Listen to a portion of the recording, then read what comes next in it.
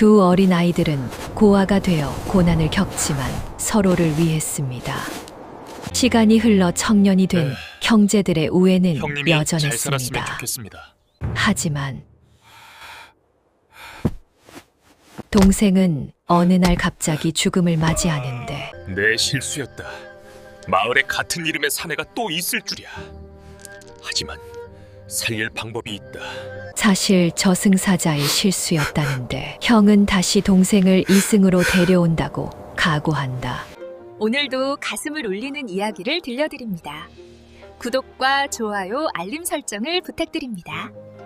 한겨울에 찬바람이 몰아치던 그날 밤 5살 석주는 형의 등에 엎혀 있었습니다.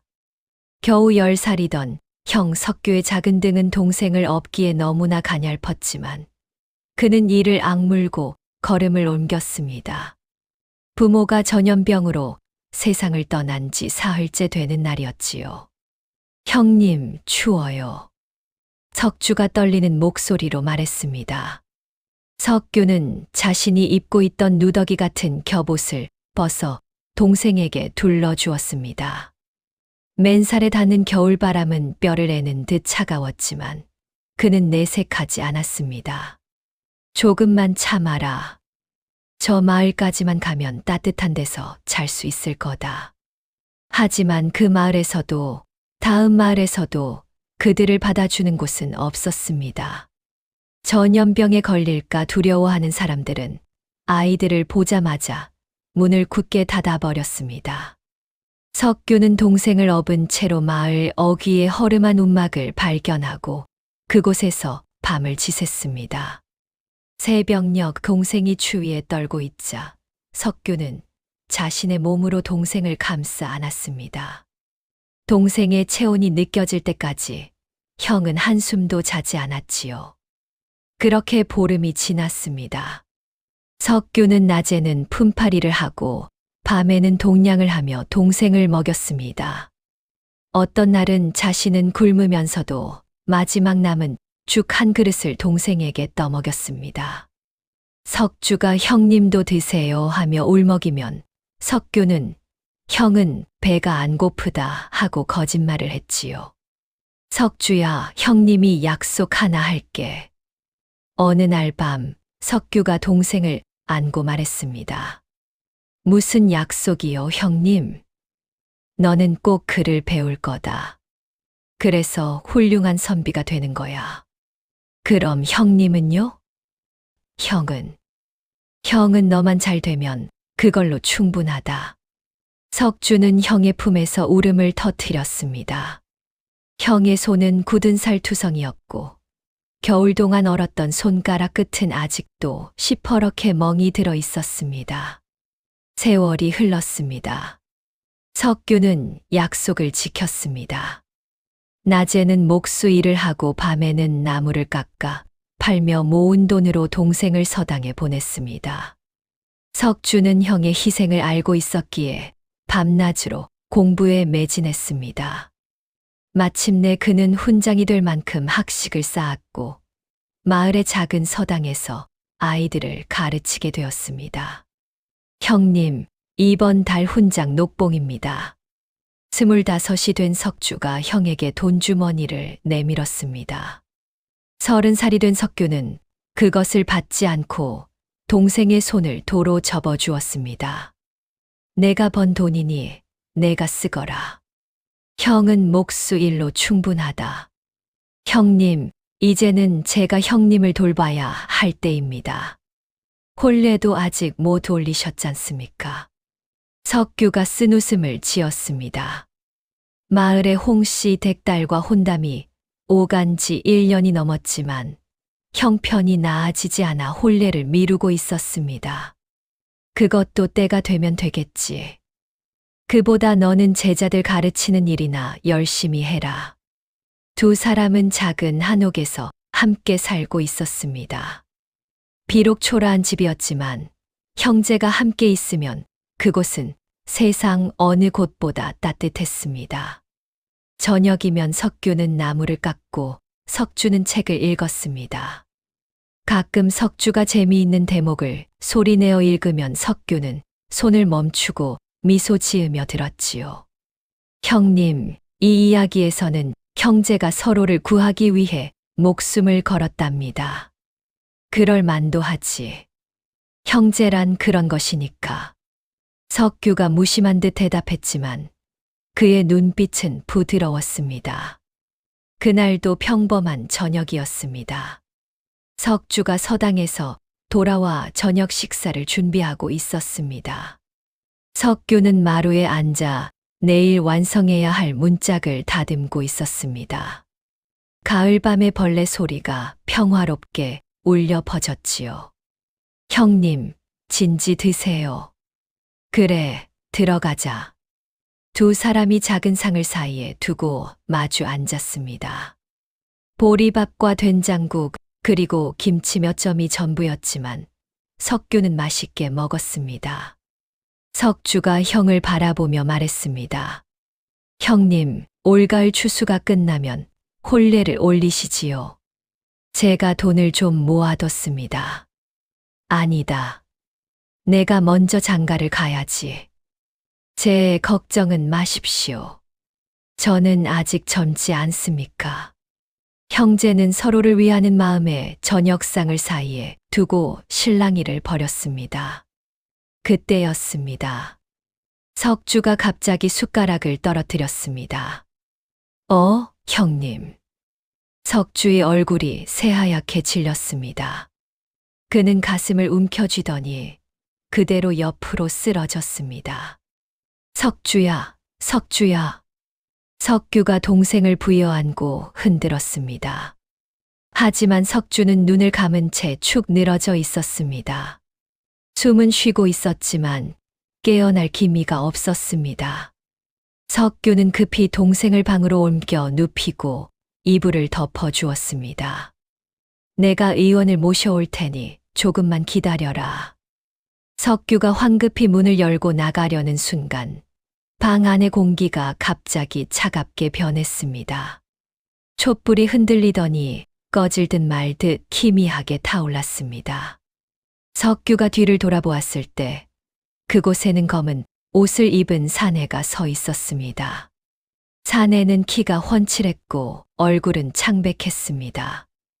그의 눈은 살아있는 사람의 눈이 아니었습니다. 감정이라고는 찾아볼 수 없는 깊고 어두운 구멍 같은 눈이었지요. 사내의 손에는 긴 쇠사슬이 들려 있었고 그 사슬의 끝은 석주의 가슴에 연결되어 있었습니다. 너는 누구냐? 석규가 소리쳤습니다. 하지만 검은 옷의 사내는 대답하지 않았습니다. 그는 쇠사슬을 잡아당겼습니다. 그러자 석주의 몸에서 반투명한 무언가가 천천히 빠져나오기 시작했습니다. 그것은 석주와 똑같은 모습을 하고 있었지만 온몸이 희미하게 빛나고 있었습니다. 안 돼, 안 돼. 석규가 사내에게 달려들었습니다. 하지만 그의 손은 사내의 몸을 그대로 통과해버렸습니다. 석규는 바닥에 넘어졌고 사내는 여전히 쇠사슬을 당기고 있었습니다. 제발 동생을 데려가지 마시오. 석규가 무릎을 꿇고 애원했습니다. 사내는 잠시 동작을 멈추고 석규를 내려다보았습니다. 그리고는 낮고 차가운 목소리로 말했습니다. 정해진 일이다. 무슨 소리요? 동생은 아직 젊소. 병도 없고 다친 곳도 없소. 생사부에 기록된 이름이다. 이 일을 제기할 수 없다. 사내가 다시 쇠사슬을 당겼습니다. 석주의 혼이 완전히 몸에서 빠져나왔습니다. 혼이 된 석주는 멍한 표정으로 주위를 둘러보았습니다. 그러다 바닥에 누워있는 자신의 몸을 발견하고는 놀란 얼굴로 형을 바라보았습니다. 형님, 제가. 왜? 석주야. 석규가 동생의 혼에게 손을 뻗었습니다. 하지만 그의 손은 허공을 가를 뿐이었습니다. 검은 옷의 사내가 석주의 혼을 이끌고 걸어갔습니다. 문이 저절로 열리더니 밖에는 어둠 속으로 이어지는 길이 보였습니다. 그것은 이승이 아닌 저승으로 가는 길이었지요. 안 돼, 석주야. 석규가 기어가며 외쳤습니다. 하지만 사내와 석주의 혼은 그대로 어둠 속으로 사라졌습니다. 문이 닫히자 다시 평범한 가을밤이 되었습니다. 방 안에는 차갑게 식어가는 석주의 몸뚱이만 남았습니다. 석주야, 석주야. 석규가 동생의 시신을 끌어안고 목 놓아 울었습니다. 그의 울음소리는 밤새도록 이어졌습니다. 제2막 저승사자의 고백과 결심. 사흘이 지났습니다. 석규는 동생의 시신을 염하여관에 넣었습니다. 마을 사람들이 찾아와 조문을 했지만 석규는 제대로 대꾸하지도 못했습니다. 그는 멍하니 관만 바라보고 있었습니다. 이렇게 젊은 나이에 가시다니 참으로 안타깝습니다. 형님도 기운 내십시오. 하늘의 뜻이었겠지요. 사람들의 위로는 석규의 귀에 들리지 않았습니다. 그는 다만 어린 시절 동생과 함께했던 날들만 떠올렸습니다. 추운 겨울날 동생을 업고 걷던 일, 마지막 죽 한 그릇을 동생에게 떠먹이던 일, 동생이 서당에 처음 들어가던 날 기쁘게 웃던 얼굴. 해가 지고 문상객들이 모두 돌아갔습니다. 석규는 홀로 관 앞에 앉아 있었습니다. 촛불이 희미하게 타오르고 있었지요. 동생아, 형이 미안하다. 형이 더 잘해줄걸. 석규가 중얼거렸습니다. 그때였습니다. 다시 한번 방 안의 공기가 차갑게 변했습니다. 석규가 고개를 들었을 때 그곳에는 사흘 전 밤에 보았던 검은 옷의 사내가 서 있었습니다. 너. 석규가 벌떡 일어나 사내에게 달려들었습니다. 하지만 그의 주먹은 또다시 허공을 가를 뿐이었습니다. 석규는 바닥에 쓰러졌고 사내는 그를 내려다보았습니다. 왜 또 나타났느냐? 동생을 돌려놔라. 그것 때문에 왔소. 사내의 목소리에 처음으로 감정이 실렸습니다. 그것은 당황과 두려움이 섞인 목소리였습니다. 석규가 눈을 크게 떴습니다. 무슨 소리냐? 사내가 깊은 한숨을 쉬었습니다. 그리고는 천천히 입을 열었습니다. 실은 내가 잘못 데려갔소. 뭐라고? 생사부에 기록된 이름은 이 마을의 김석주가 아니라 옆마을의 김석주였소. 같은 이름이었는데 내가 착각을 했소. 석규는 말문이 막혔습니다. 분노가 치밀어 올랐습니다. 그럼 왜 진작 말하지 않았느냐? 당장 동생을 돌려놔라. 그게 쉽지 않소. 사내가 난처한 표정을 지었습니다. 이미 사흘이 지났소. 저승에는 법도가 있소. 한 번 데려간 혼을 함부로 돌려보낼 수 없소. 그럼 어쩌란 말이냐? 석규가 사내의 옷깃을 움켜잡으려 했지만 그의 손은 또다시 허공을 가를 뿐이었습니다.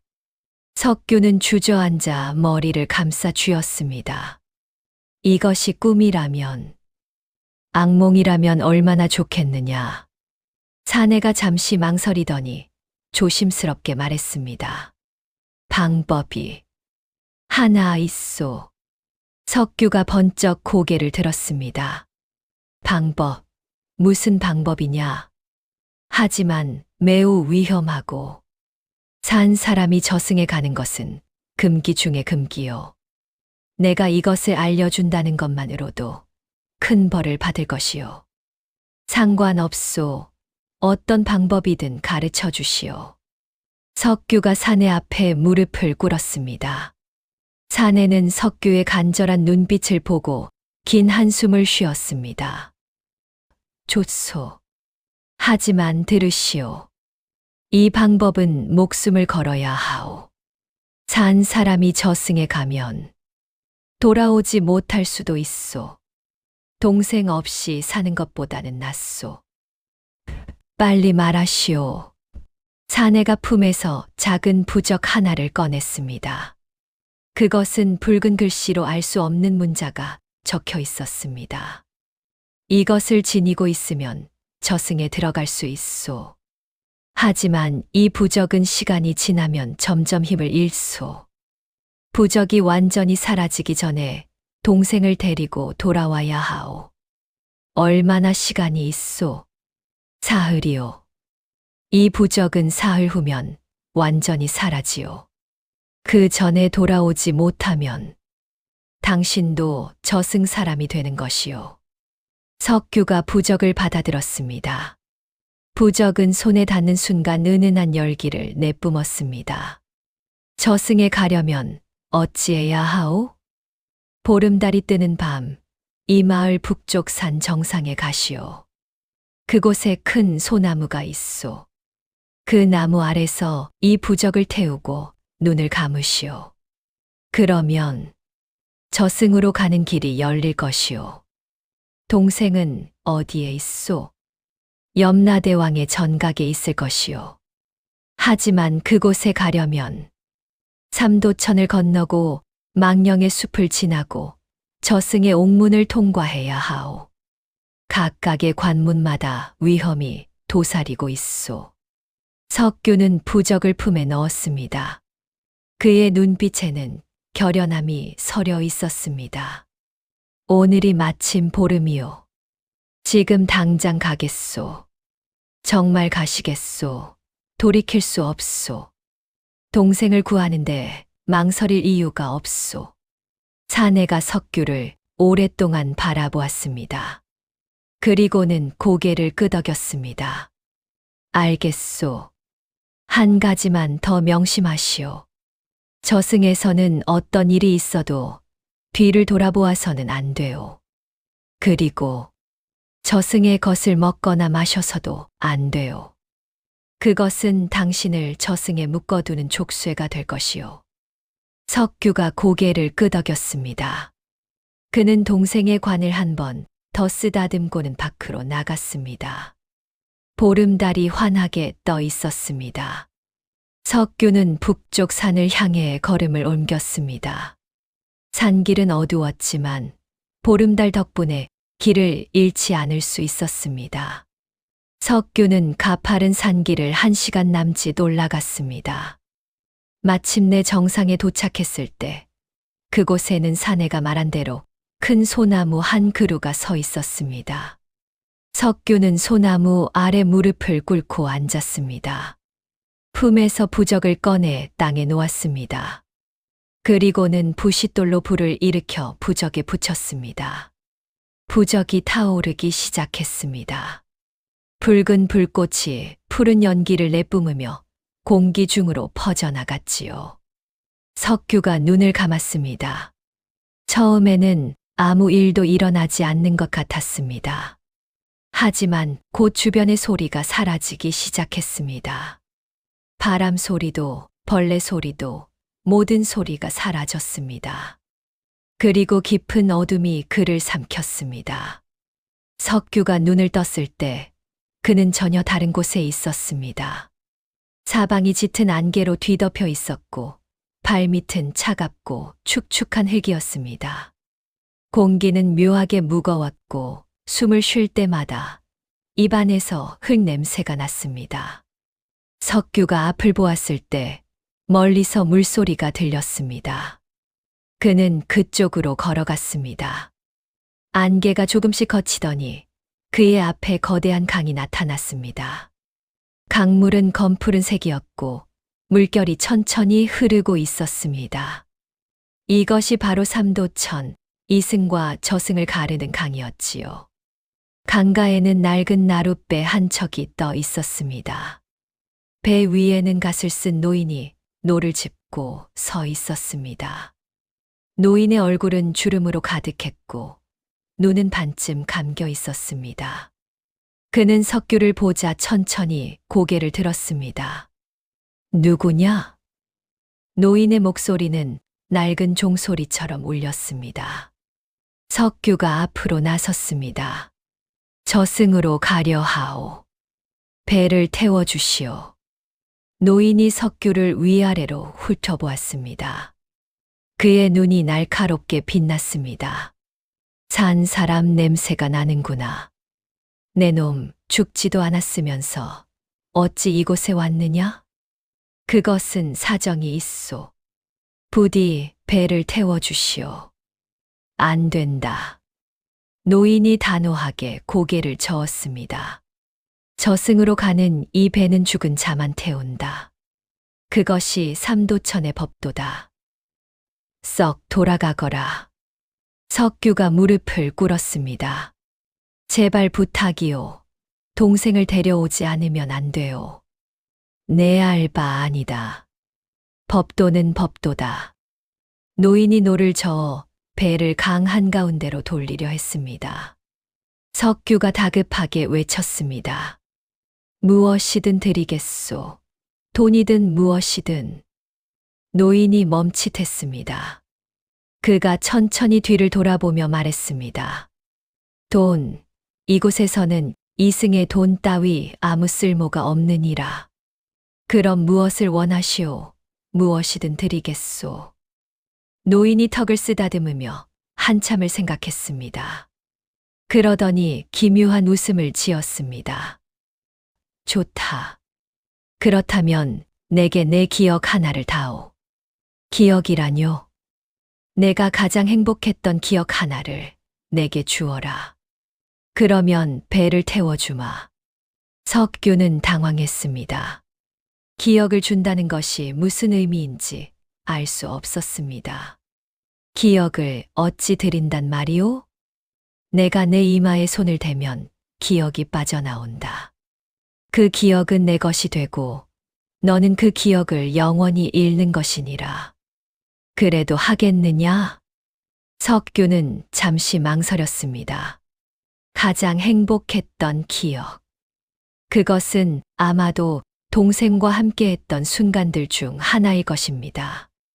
그 기억을 잃는다는 것은 견디기 힘든 일이었습니다. 하지만 동생을 구하는 것이 더 중요했습니다. 좋소. 하겠소. 노인이 배를 강가로 다시 저어왔습니다. 그는 배에서 내려 석규에게 다가왔습니다. 그의 손이 석규의 이마에 닿았습니다. 순간 석규의 머릿속에서 무언가가 흔들렸습니다.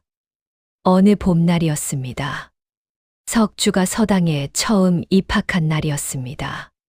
석규는 동생의 손을 잡고 서당 앞에 섰습니다.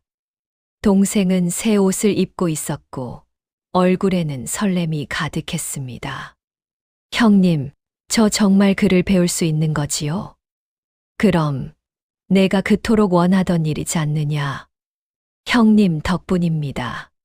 평생 잊지 않을게요. 두 사람은 서로를 보며 웃었습니다. 그날 햇살은 유난히 따뜻했고 마을에는 개나리꽃이 만발해 있었습니다.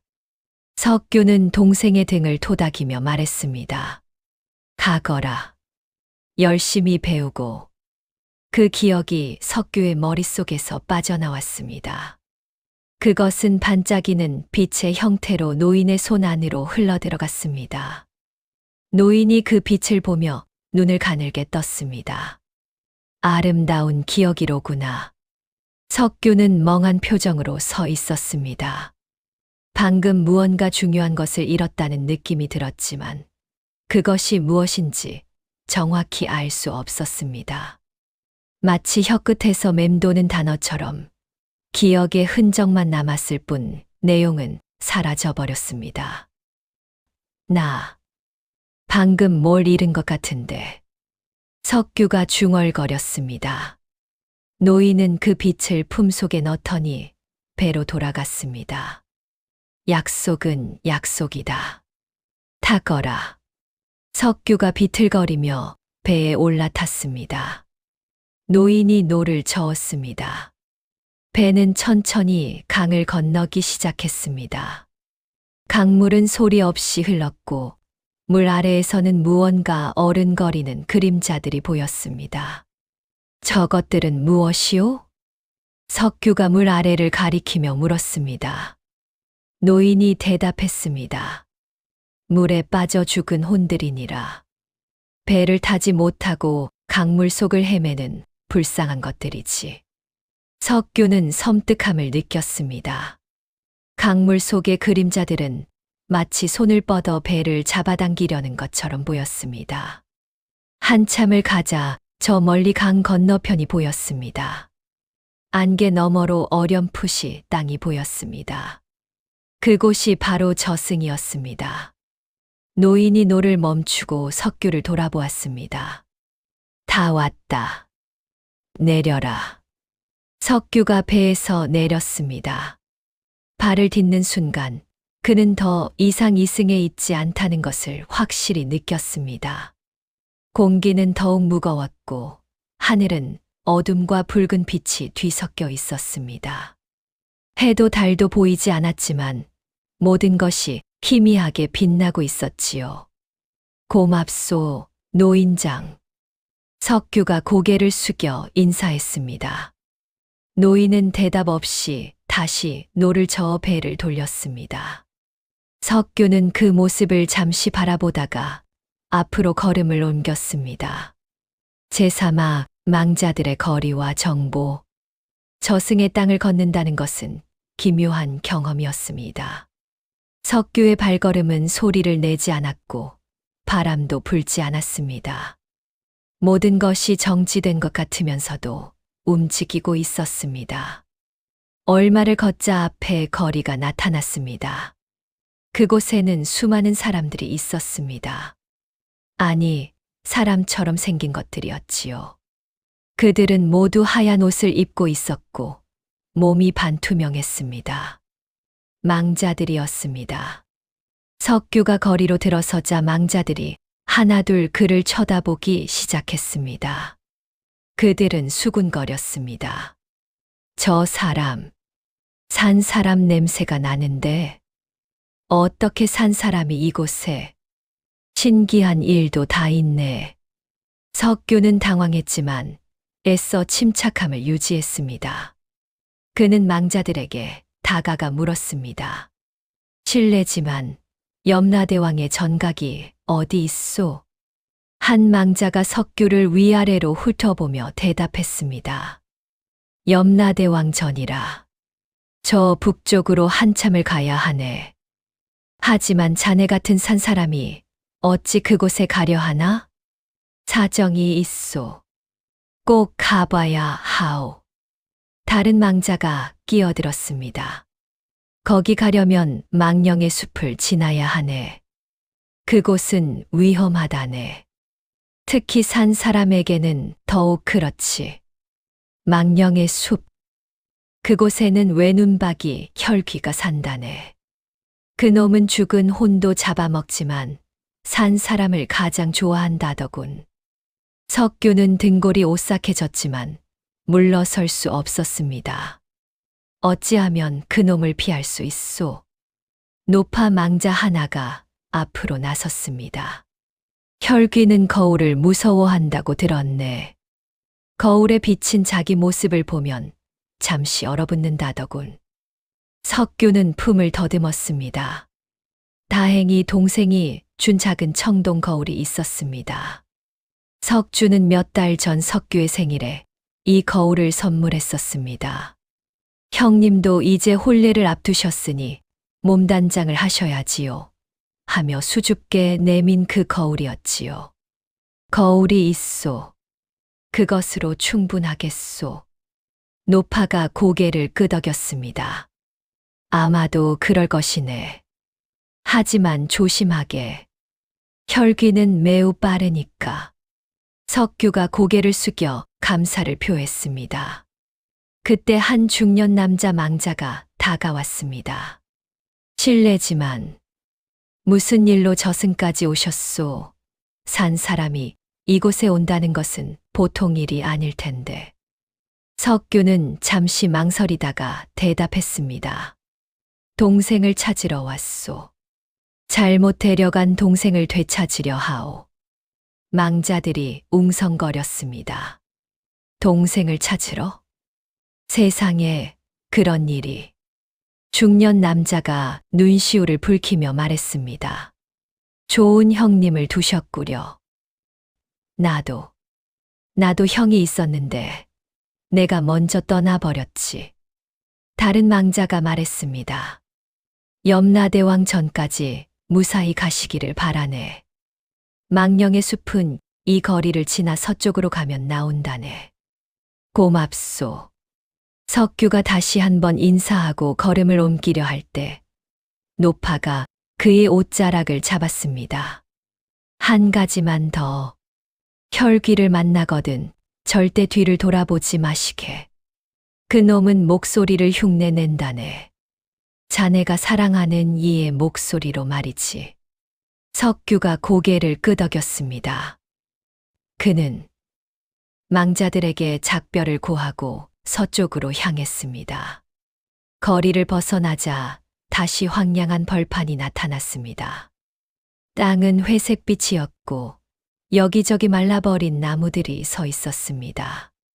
하늘은 여전히 어둡고 붉었습니다. 석규는 한참을 걸었습니다. 시간이 얼마나 흘렀는지 알 수 없었습니다. 이곳에서는 시간의 흐름이 이승과 달랐습니다. 어쩌면 1시간이 흘렀을 수도, 하루가 흘렀을 수도 있었지요. 저 멀리 검은 숲이 보이기 시작했습니다. 나무들은 하나같이 잎이 없었고 앙상한 가지들이 하늘을 향해 뻗어 있었습니다. 그것이 바로 망령의 숲이었습니다. 석규는 품에서 청동 거울을 꺼내 확인했습니다. 거울은 여전히 은은하게 빛나고 있었습니다. 그는 깊은 숨을 들이쉬고 숲으로 들어갔습니다. 숲은 생각보다 더 어두웠습니다. 나무들이 빽빽하게 들어서 있어 앞이 잘 보이지 않았습니다. 석규는 조심스럽게 발을 옮겼습니다. 바닥에는 마른 나뭇가지들이 널려 있었고 그것들을 밟을 때마다 바스락 소리가 났습니다. 얼마를 가지 않아 석규는 무언가 이상하다는 것을 느꼈습니다. 뒤에서 발자국 소리가 들렸습니다. 그는 멈춰 섰습니다. 발자국 소리도 멈췄습니다. 다시 걸었습니다. 발자국 소리도 다시 시작되었습니다. 무언가 따라오고 있었습니다. 석규는 거울을 손에 꽉 쥐었습니다. 그는 뒤를 돌아보고 싶은 충동을 억눌렀습니다. 노파가 했던 말이 떠올랐습니다. 절대 뒤를 돌아보지 마시게. 발자국 소리가 점점 빨라졌습니다. 그리고 갑자기 멈췄습니다. 석규는 온몸에 긴장이 흘렀습니다. 고요했습니다. 너무나 고요했습니다. 형님. 석규의 등골이 오싹했습니다. 그것은 석주의 목소리였습니다. 형님, 왜 저를 버리고 가세요? 석규는 이를 악물었습니다. 가짜였습니다. 혈귀가 목소리를 흉내 내고 있었습니다. 형님, 여기 있어요. 여기. 목소리는 점점 더 절절해졌습니다. 형님, 무서워요. 도와주세요. 석규는 눈을 감았습니다. 동생의 목소리를 듣는 것은 고통스러웠습니다. 하지만 그는 알고 있었습니다. 진짜 석주는 염라대왕의 전각에 있다는 것을. 갑자기 바람이 불었습니다. 아니, 바람이 아니었습니다. 무언가 빠르게 움직이는 소리였습니다. 석규가 본능적으로 몸을 굽혔습니다. 그의 머리 위로 무언가 지나갔습니다. 날카로운 손톱 같은 것이 그의 머리카락을 스쳤습니다. 석규는 재빨리 몸을 일으켜 뒤를 돌아보았습니다. 그곳에는 괴물이 서 있었습니다. 외눈박이 혈귀였습니다. 그것은 사람의 형태를 하고 있었지만 사람이 아니었습니다. 키는 석규보다 2배는 컸고 몸은 앙상하게 말라 있었습니다. 얼굴 한가운데에는 커다란 눈 하나가 달려 있었고 그 눈은 붉게 빛나고 있었습니다. 입은 귀까지 찢어져 있었고 그 안에는 날카로운 이빨이 빼곡했지요. 크크크. 산 사람이다. 오랜만에 맛있는 고기로구나. 혈귀가 침을 흘리며 말했습니다. 그 목소리는 쇠가 긁히는 소리 같았습니다. 물러서시오. 석규가 외쳤습니다. 그는 품에서 부적을 꺼내 혈귀에게 휘둘렀습니다. 부적에서 푸른 빛이 뿜어져 나왔습니다. 하지만 혈귀는 비웃을 뿐이었습니다. 크크크.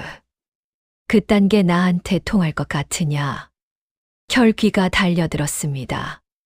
석규는 옆으로 굴렀습니다. 혈귀의 발톱이 그가 서 있던 자리를 강타했습니다. 땅이 움푹 패였습니다. 석규는 일어나 뒤로 물러섰습니다. 혈귀가 다시 덤벼들었습니다. 석규는 나무 뒤로 몸을 숨겼습니다. 혈귀의 발톱이 나무를 갈랐습니다. 나무가 반으로 쪼개져 쓰러졌습니다. 도망칠 수 없다. 이 숲에서는 내가 제일 빠르지. 혈귀가 으르렁거렸습니다. 석규는 식은땀을 흘렸습니다. 부적은 소용이 없었습니다. 이대로는 죽을 것이었습니다. 그때 석규는 품속의 청동 거울을 떠올렸습니다. 망자들이 했던 말. 혈귀는 거울을 무서워한다. 석규는 재빨리 거울을 꺼냈습니다. 혈귀가 다시 달려왔습니다. 석규는 거울을 혈귀 앞에 들이밀었습니다. 혈귀의 큰 눈이 거울에 비쳤습니다. 그 순간 혈귀가 멈칫했습니다. 기야. 혈귀가 귀를 찢을 듯한 비명을 질렀습니다. 그것은 자신의 흉측한 모습을 보고 놀란 것이었습니다. 혈귀는 뒤로 물러서며 2 손으로 얼굴을 가렸습니다. 저리 가, 저리 가. 석규는 기회를 놓치지 않았습니다. 그는 거울을 혈귀의 얼굴 앞에 바짝 들이밀었습니다. 혈귀는 계속해서 비명을 지르며 몸부림쳤습니다. 석규는 재빨리 주변을 둘러보았습니다. 근처에 쓰러진 나무가 있었습니다. 석규는 거울을 한 손에 들고 다른 손으로 나무 가지를 집어들었습니다. 그는 가지에 거울을 묶었습니다. 그리고 그것을 혈귀의 눈앞에 고정시켰습니다. 거울은 혈귀의 얼굴을 계속 비추었습니다. 크악, 안 돼, 보기 싫어.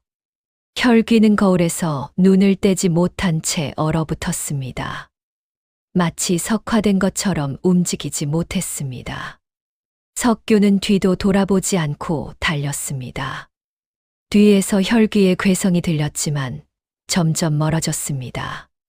석규는 숨이 턱까지 차올랐지만 멈추지 않았습니다. 한참을 달린 끝에 그는 숲을 빠져나왔습니다. 뒤를 돌아보니 검은 숲이 저 멀리 보였습니다. 혈귀의 소리는 더 이상 들리지 않았습니다. 석규는 땅에 주저앉아 숨을 몰아쉬었습니다. 온몸이 땀으로 젖어 있었습니다. 품속의 부적을 확인했습니다. 부적은 조금 더 흐릿해져 있었습니다. 시간이 흐르고 있었습니다. 동생아, 조금만 기다려라. 형이 곧 갈게. 석규는 일어나 다시 걸음을 옮겼습니다. 망령의 숲을 지나자 풍경이 또 바뀌었습니다. 이번에는 거대한 성벽이 나타났습니다. 성벽은 끝이 보이지 않을 만큼 높고 길었습니다. 검은 돌로 쌓아 올린 성벽은 음산한 기운을 뿜어내고 있었지요. 성벽 한가운데에는 거대한 문이 있었습니다. 문은 철로 만들어져 있었고 그 위에는 알 수 없는 문자들이 새겨져 있었습니다. 문 앞에는 무시무시한 생명체가 서 있었습니다. 야차였습니다. 그것은 사람보다 3배는 컸고 온몸이 붉은 근육으로 뒤덮여 있었습니다. 얼굴은 악귀처럼 생겼고 2개의 뿔이 이마에서 솟아 있었습니다. 손에는 커다란 창이 들려 있었고 그 창 끝은 날카롭게 빛나고 있었습니다. 석규가 문 앞으로 다가가자 야차가 창을 가로막으며 말했습니다.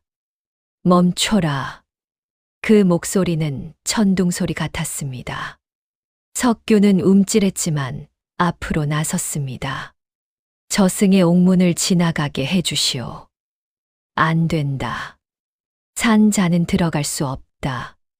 이것이 저승의 법도니라. 제발 부탁이오. 동생을 찾아야 하오. 법도는 법도다.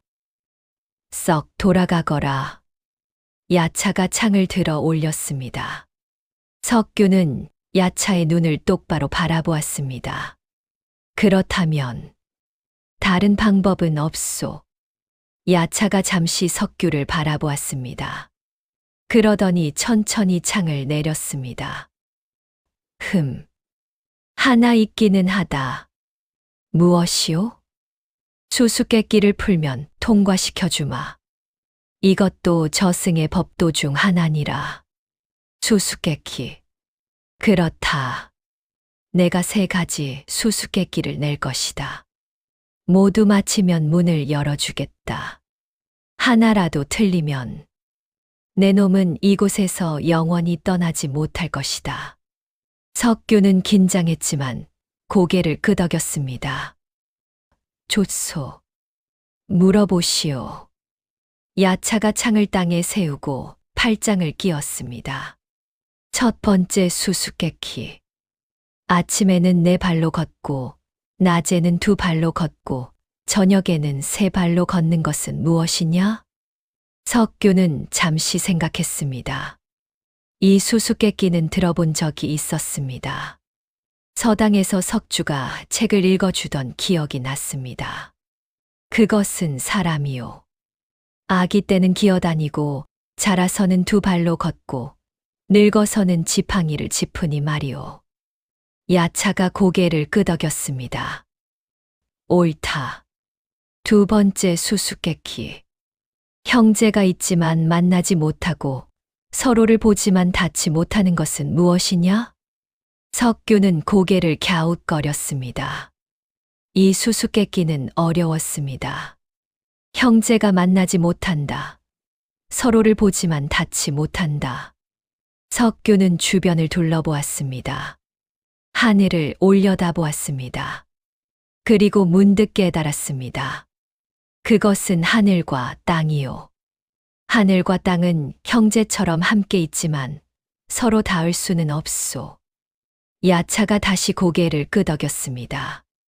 훌륭하다. 마지막 수수께끼. 죽어서도 살아있고 살아서도 죽어있는 것은 무엇이냐? 석규는 깊이 생각했습니다. 죽어서도 살아있고 살아서도 죽어있다. 이것은 무척 어려운 수수께끼였습니다. 석규는 동생을 떠올렸습니다. 동생은 죽었지만 석규의 마음속에는 여전히 살아있었습니다. 그리고 어떤 사람들은 살아있지만 아무도 기억하지 않으면 죽은 것과 다름없었습니다. 그것은 기억이요. 석규가 조심스럽게 대답했습니다. 죽은 자도 누군가의 기억 속에 살아있고 산 자도 잊히면 죽은 것과 같소. 그러니 기억이 답이요. 야차는 한동안 석규를 바라보았습니다.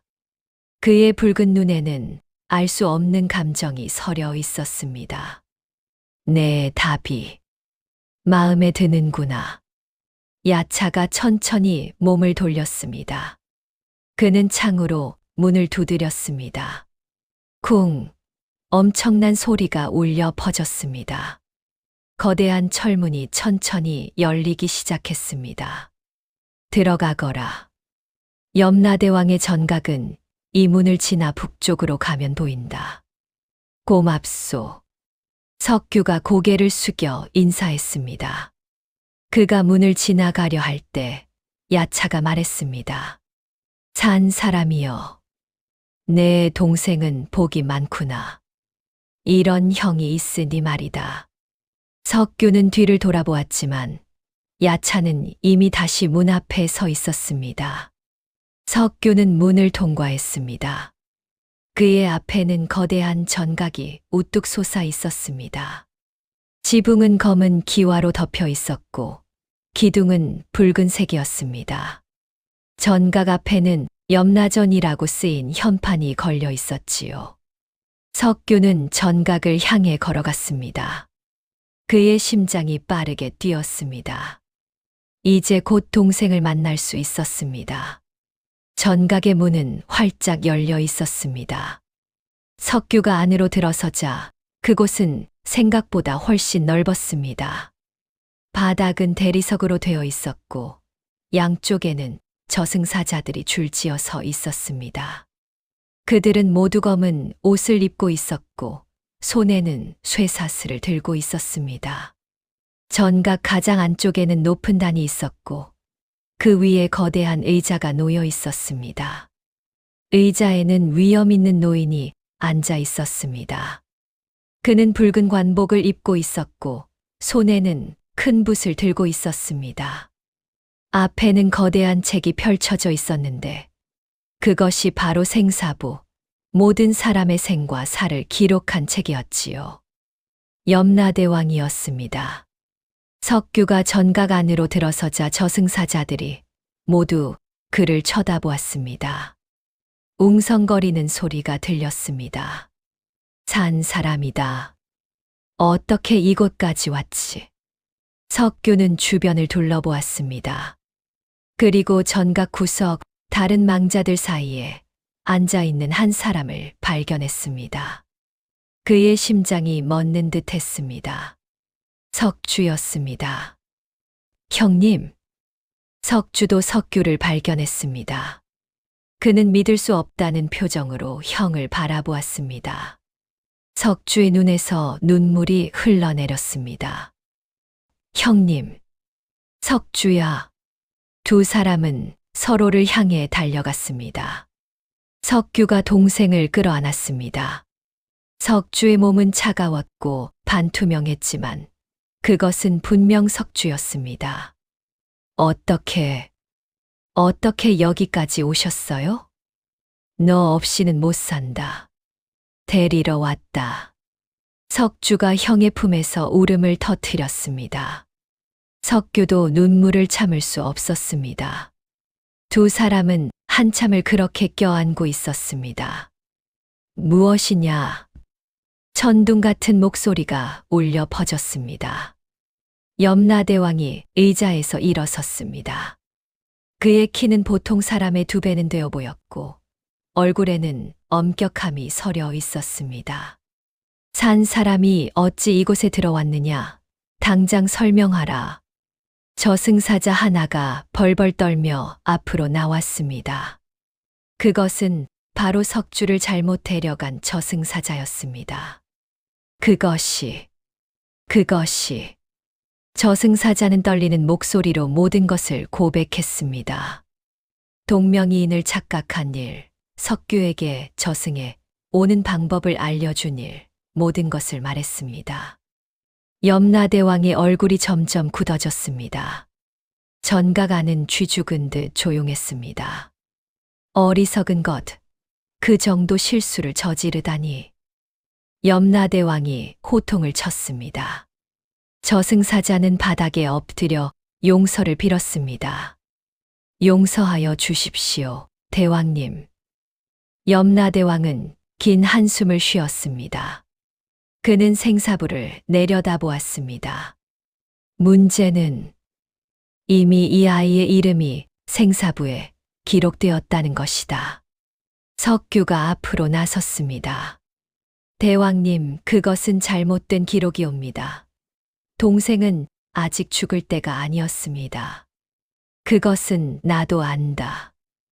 하지만 생사부에 한 번 기록된 이름은 지울 수 없느니라. 그것이 저승의 법도다. 그럼 동생은 석규의 목소리가 떨렸습니다. 염라대왕이 고개를 저었습니다. 이미 사흘이 지났다. 생사의 법도는 하늘도 어길 수 없느니라. 석규는 무릎을 꿇었습니다. 대왕님, 제발 동생을 돌려보내 주십시오. 저라도 대신 여기 남겠사옵니다. 석주가 깜짝 놀라 형을 말렸습니다. 안 됩니다, 형님. 형님이 무슨 잘못이 있다고 그러십니까? 내 잘못이 아니라 저승사자의 잘못이 아니냐? 염라대왕이 두 형제를 바라보았습니다. 그의 눈에는 복잡한 감정이 어려 있었습니다. 하나만 방법이 있기는 하다. 두 형제가 동시에 염라대왕을 바라보았습니다. 무엇입니까, 대왕님? 생사부에 기록된 이름은 지울 수 없다. 하지만 누군가 한 명이 그 자리에 남는다면 다른 한 명은 돌려보낼 수 있느니라. 석규가 즉시 말했습니다. 제가 남겠습니다. 동생을 보내주십시오. 안 됩니다. 석주가 형 앞을 가로막았습니다. 제가 남겠습니다. 형님은 돌아가셔야 합니다. 무슨 소리냐? 너는 아직 젊지 않느냐? 형님도 30이시잖습니까? 형님은 혼례도 올리셔야 하고 아이도 낳으셔야 합니다. 그런 것은 중요하지 않다. 내가 살아야 한다. 두 사람은 서로를 밀어내며 다투기 시작했습니다. 석규가 동생의 어깨를 잡았습니다. 석주야, 들어라. 형은 너를 지키라고 태어났다. 어릴 때부터 그랬잖느냐. 너는 형의 전부다. 형님. 석주의 눈에서 눈물이 흘러내렸습니다. 형님도 제게는 전부입니다. 형님 없이 어떻게 삽니까? 너는 할 수 있다. 너는 강한 아이다. 서당 아이들도 너를 기다리고 있지 않느냐? 그건 형님도 마찬가지입니다. 형님을 기다리는 사람들이 있어요. 홍씨, 댁아가씨도, 마을 사람들도. 석규가 고개를 저었습니다. 그들은 나 없이도 살 수 있다. 하지만 나는 너 없이는 못 산다. 저도 그래요. 저도 형님 없이는 못 살아요. 석주가 형의 옷깃을 움켜쥐고 울었습니다. 석규는 동생의 머리를 쓰다듬었습니다. 석주야, 기억하느냐? 추운 겨울날, 형이 너를 업고 걸었던 날을. 그때 형이 약속했지. 너를 꼭 지키겠다고. 형님, 그 약속을 지키고 싶구나. 제발, 형이 너를 지킬 수 있게 해다오. 석주는 더 이상 말을 잇지 못하고 형의 품에서 울음을 터뜨렸습니다. 석규도 동생을 꼭 안고 눈물을 흘렸습니다. 형님은 제게 너무 많은 것을 주셨어요. 이제는 제가 형님께 뭔가를 돌려드려야 할 때예요. 내가 잘 사는 것이 형에게 돌려주는 것이다. 아니에요. 두 사람은 서로를 부여안고 한참을 울었습니다. 전각 안의 저승사자들도 숙연해졌습니다. 몇몇은 눈을 돌렸고 어떤 이는 눈시울을 붉혔습니다. 염라대왕은 의자에 앉아 두 형제를 지켜보았습니다.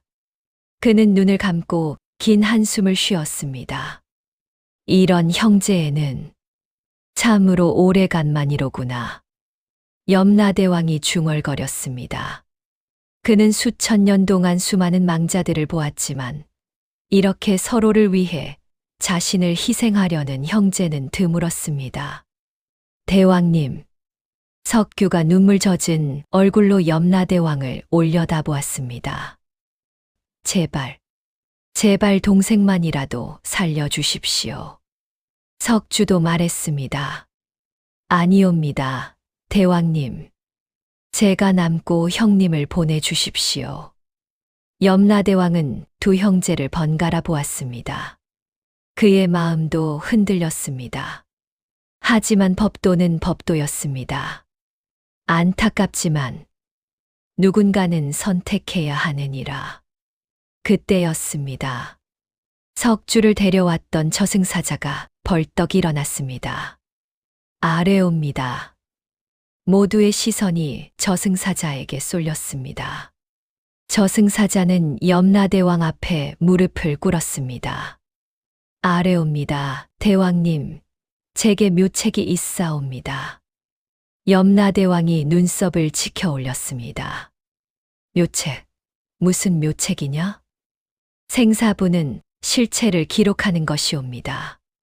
만약 형제 중 한 명의 실체를 이곳에 둔다면 둘 다 돌려보낼 수 있지 않겠사옵니까? 실체라니 무슨 뜻이냐? 저승사자가 깊은 숨을 들이쉬고 말했습니다. 그림자를 두고 가는 것이옵니다. 전과 간이 술렁였습니다. 염라대왕도 놀란 표정을 지었습니다. 그림자를? 그렇사옵니다. 그림자는 혼의 반쪽이옵니다. 사람의 그림자를 이곳에 두면 생사부의 기록을 채울 수 있습니다. 대신 그 사람은 이승에서 그림자 없이 살아가게 되는 것이옵니다. 석규와 석주가 서로를 바라보았습니다. 염라대왕이 턱을 쓰다듬으며 생각했습니다. 그림자를 둔다. 재미있는 방법이로구나. 하지만 그림자 없이 산다는 것은 쉬운 일이 아니니라. 사람들이 요물이라 의심할 것이고 혼도 불완전해질 것이다.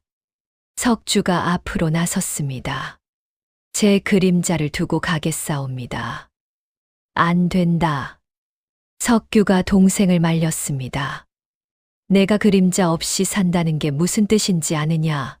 사람들이 너를 어떻게 볼지. 상관없습니다, 형님. 그것으로 우리 둘 다 살 수 있다면요. 석규가 고개를 저었습니다. 안 돼. 차라리 내가. 형님. 석주가 형의 손을 꼭 잡았습니다. 형님은 평생 저를 위해 희생하셨어요. 이번만은 제가 뭔가를 할 차례입니다. 제발 허락해 주세요. 석규는 동생의 눈을 바라보았습니다. 그 눈에는 결연함이 서려 있었습니다. 석규는 입술을 깨물었습니다. 석주야. 형님, 저는 괜찮아요. 그림자 없이 산다고 해서 죽는 건 아니잖아요. 우리 둘 다 살 수 있어요. 염라대왕이 말했습니다. 하지만 조건이 있느니라. 두 형제가 염라대왕을 바라보았습니다. 그림자를 둔 자는 1년에 한 번, 보름달이 뜰 때 저승에 와서 자신의 그림자를 만나야 하느니라. 그래야 혼이 완전히 흩어지지 않느니라. 만약 오지 않으면 그때는 정말로 죽게 될 것이니라. 석주가 고개를 끄덕였습니다. 알겠사옵니다. 꼭 오겠습니다. 염라대왕이 저승사자를 바라보았습니다. 내 묘책을 허락하겠느니라. 하지만 다시는 이런 실수를 저지르지 말라. 감사하옵니다, 대왕님. 저승사자가 깊이 고개를 숙였습니다. 염라대왕이 지팡이를 한 번 두드렸습니다. 쿵 소리가 전각 안에 울려 퍼졌습니다. 그럼 시작하겠느니라. 염라대왕이 손을 들어 올렸습니다. 그러자 석주의 발밑에서 검은 그림자가 천천히 움직이기 시작했습니다. 그림자는 마치 살아있는 것처럼 꿈틀거렸습니다. 석주는 자신의 그림자를 내려다보았습니다. 그림자도 고개를 들어 석주를 바라보았습니다. 그것은 석주와 똑같은 모습을 하고 있었지만 온통 검은색이었습니다. 아프지 않을 게다. 하지만 헤어지는 것은 슬플 것이니라. 염라대왕이 말했습니다.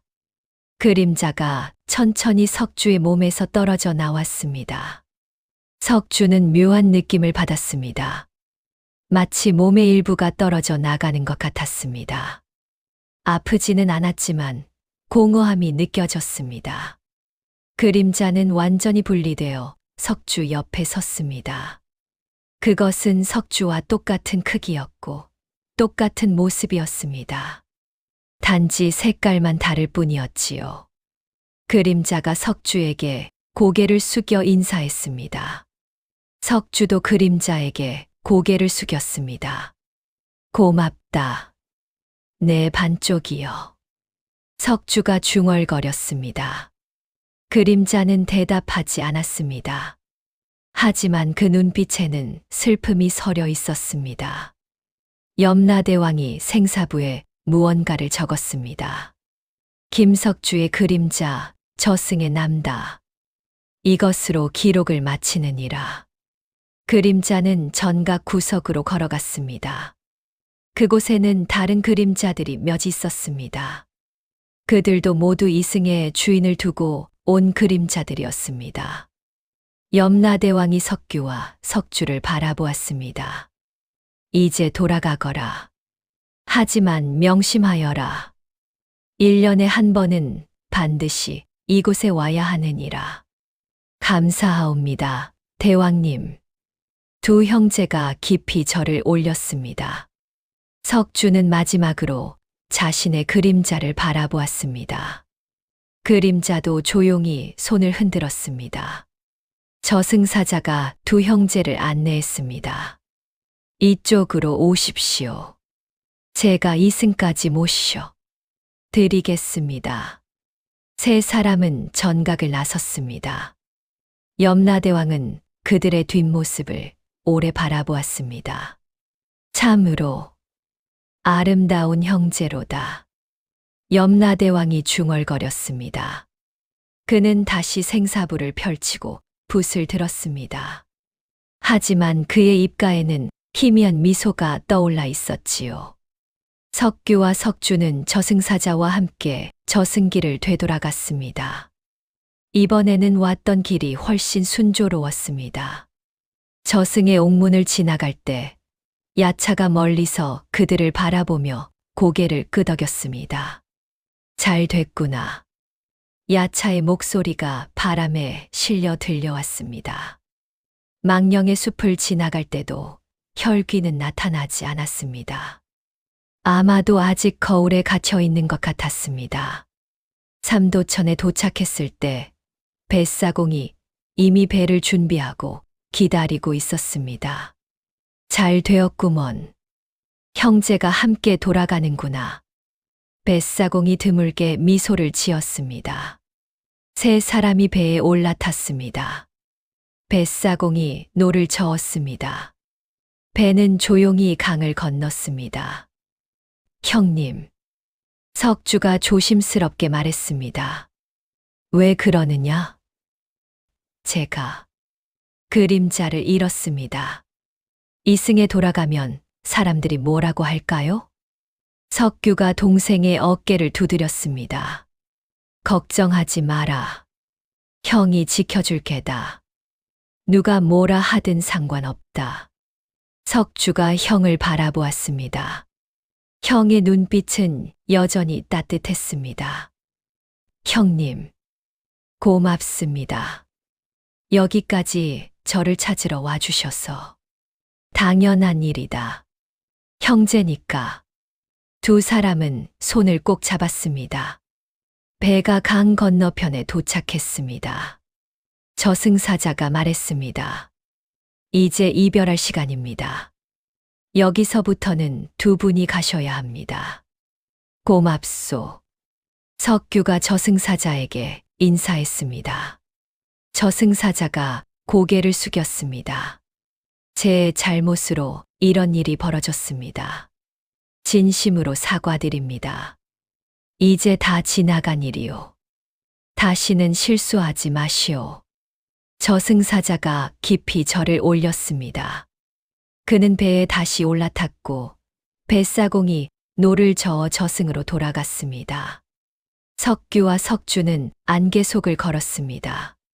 점점 주변이 밝아지기 시작했습니다. 그리고 문득 두 사람은 산 정상에 서 있었습니다. 큰 소나무 아래였습니다. 하늘에는 보름달이 여전히 떠 있었습니다. 형님, 우리가 돌아온 건가요? 그런 것 같구나. 석규가 주변을 둘러보았습니다. 분명 이승이었습니다. 바람이 불었고 벌레 소리가 들렸습니다. 살아있는 세상의 소리였습니다. 두 사람은 산을 내려왔습니다. 마을에 도착했을 때는 동이 트고 있었습니다. 집에 들어서자 석주의 관이 그대로 놓여 있었습니다. 석규는 조심스럽게 관을 열었습니다. 안에는 석주의 몸이 누워 있었습니다. 차갑고 창백했습니다. 자, 들어가거라. 석규가 말했습니다.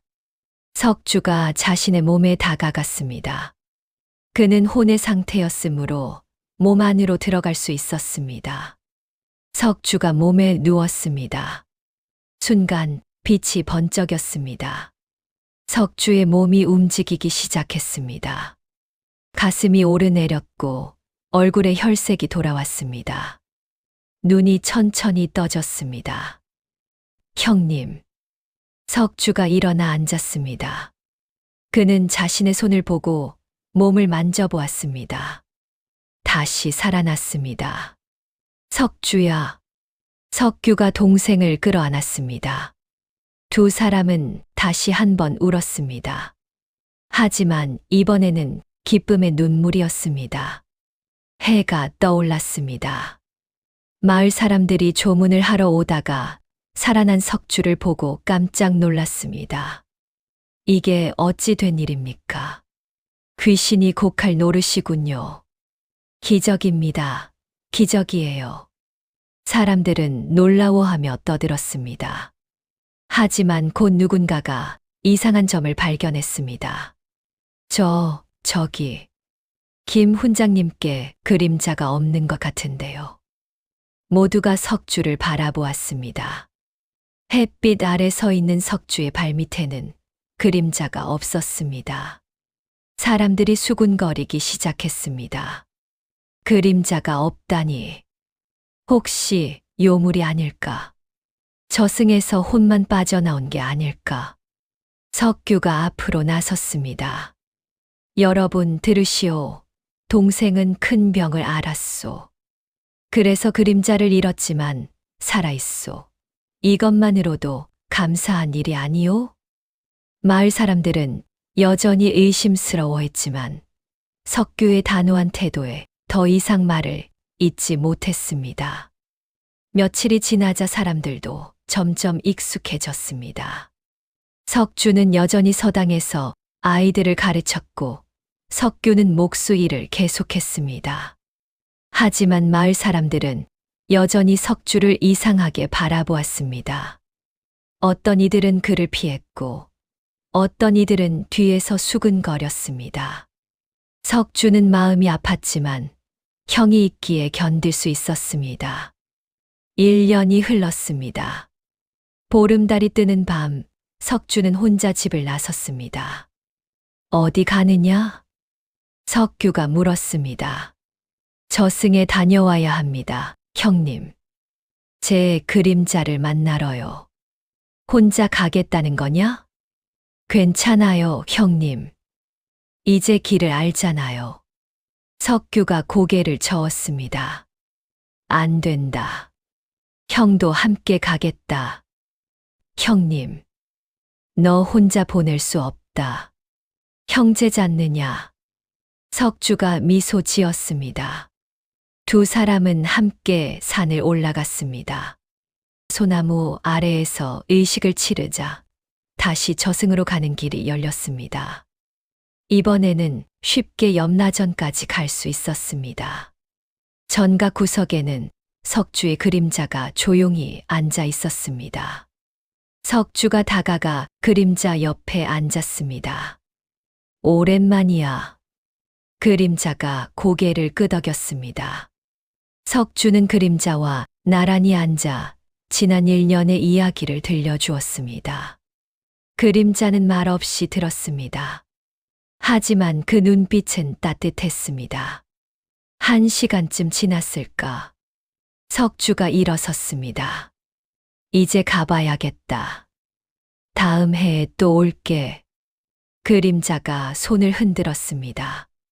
석주도 손을 흔들며 전각을 나섰습니다. 그렇게 시간이 흘렀습니다.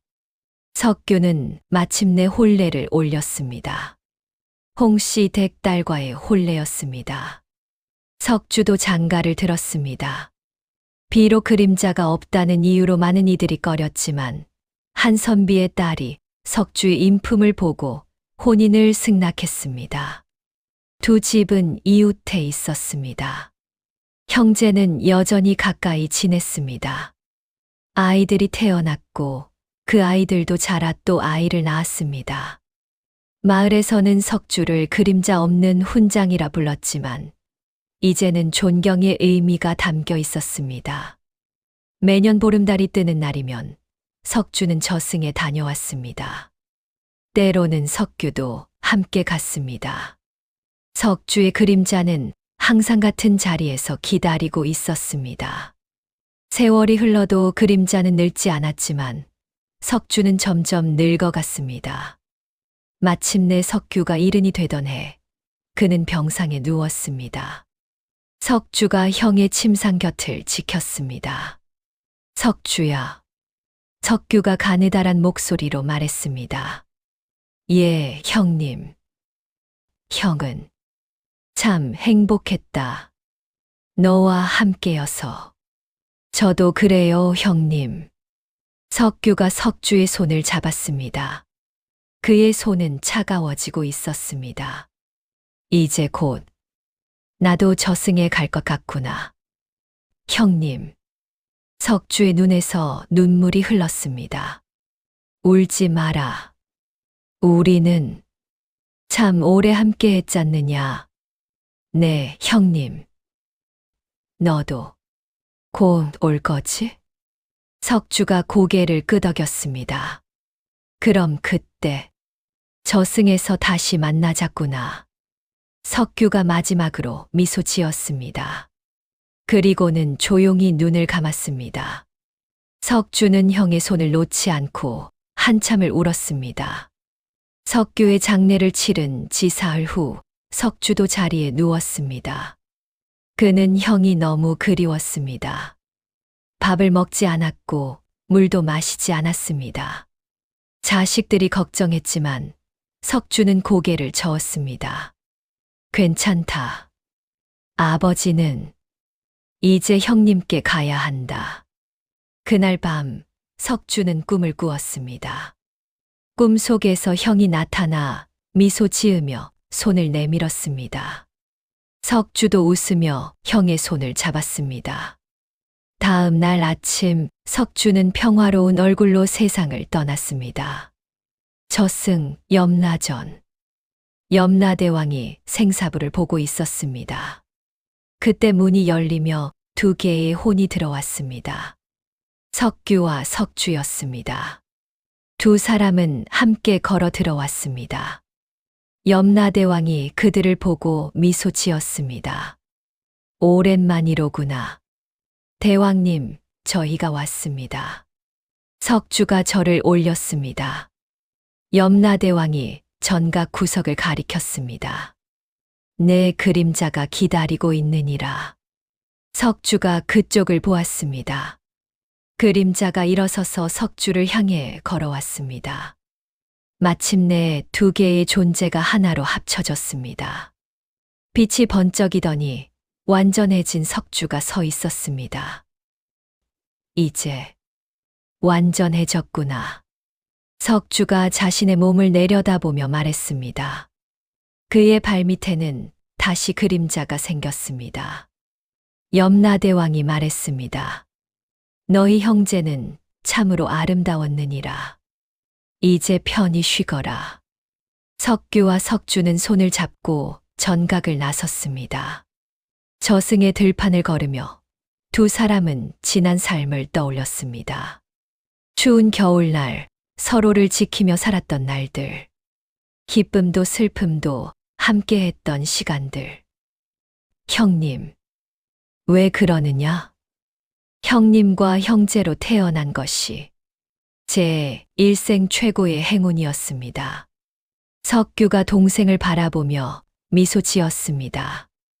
나도 그렇다, 석주야. 나도. 두 형제는 저승의 햇살 아래를 걸어갔습니다. 그들의 그림자는 나란히 드리워져 있었습니다. 영원히 함께할 두 개의 그림자처럼. 그리고 마을에서는 오랫동안 이 이야기가 전해졌습니다. 그림자를 저승에 두고 온 형제의 이야기. 서로를 위해 목숨을 걸었던 형제의 우애. 사람들은 이 이야기를 들으며 눈시울을 붉혔고 형제의 소중함을 다시 한번 깨달았습니다. 그것이 바로 석규와 석주, 그림자를 둔 형제의 이야기였습니다. 형제의 우애는 사실 평범하지만 이 평범한 우애가 특수한 상황에 맞닥뜨리게 되었을 때 가장 강력한 무기가 되는 것을 알 수 있었습니다. 이야기를 끝까지 들어주신 분들 정말 감사합니다.